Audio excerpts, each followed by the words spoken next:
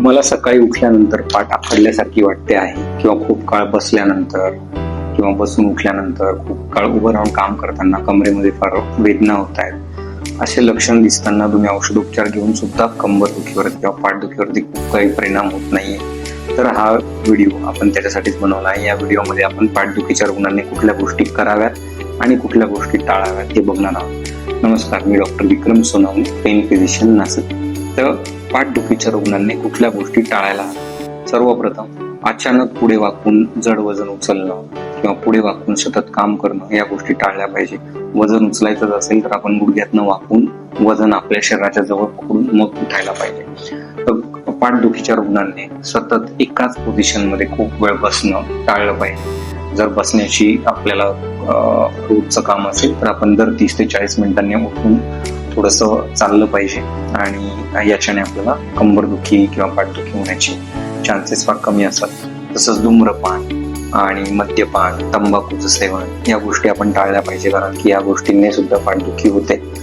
फार मऊ गादी वापरणं किंवा उंच उशी वापरणं या गोष्टी आपण टाळल्या पाहिजे. तर कंबरदुखीच्या रुग्णांनी कुठल्या गोष्टी करायला पाहिजे? नियमित रोज कमीत कमी 30 ते 40 मिनिटं व्यायाम, सरळ सपाट जागेवरती तुम्ही रोज सकाळी 20 ते 25 मिनिटं चालले, योगा केला, सूर्यनमस्कार केले, ते सुद्धा खूप चांगलं असतं.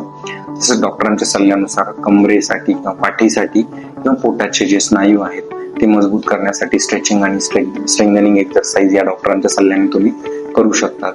तसंच बसताना तुम्ही खुर्चीवरती बसत असाल रोज कामासाठी तर आपली पाठ सरळ ठेवायला पाहिजे.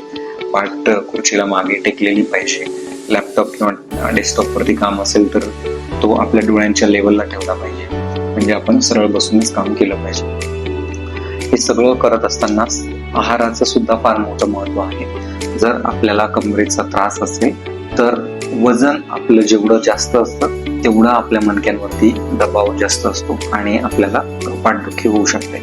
अशा रुग्णांनी वजन कंट्रोल केलं पाहिजे. वजन कंट्रोल करण्यासाठी आपल्या आहारामध्ये अशा गोष्टींचा वापर करा ज्याच्याने वजन वाढणार नाही, म्हणजे हिरव्या पालेभाज्या, प्रथिनयुक्त पदार्थ, कडधान्य, दूध, पनीर किंवा अंडी या गोष्टींचा तुम्ही वापर करू शकता.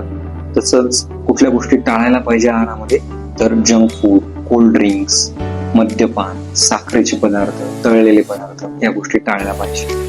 व्हिटॅमिन डी आणि कॅल्शियमची जर कमतरता असेल तर डॉक्टरांच्या सल्ल्याने ती सुद्धा कमतरता तुम्ही भरून काढली पाहिजे. भरपूर रोज पाणी पिलं पाहिजे आणि नियमित शांत झोप घेतली पाहिजे. पाठदुखीच्या रुग्णांनी कुठल्या कंडिशन मध्ये तुम्ही डॉक्टरांना भेटलं पाहिजे तर जेव्हा या वेदना तीव्र असतात, या वेदना कमरेपासून पायामध्ये सुद्धा जात आहे, त्याच्याबरोबर पायामध्ये मुंग्या येणं, बधिरपणा येणं.